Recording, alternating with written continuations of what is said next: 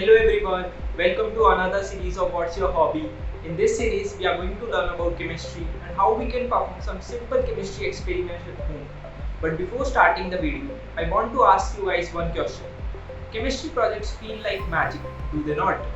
If you are a parent and if you think about some of your favorite science projects, the ones that amazed you as a kid, it is very likely that they involve some part of chemistry. Now I know a lot of us associate chemistry with lab coats, beakers, and special ingredients. But the reality is there are so many chemistry projects you can do using very simple, easy to find ingredients, often found in your home.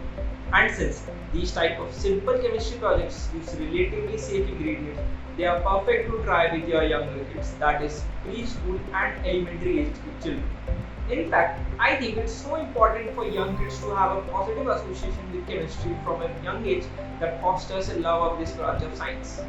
So now, if you want to perform some really cool experiments, then subscribe to our channel as from the next video onwards, we are going to perform some really interesting experiments that will amaze you. And I will take the guarantee of this.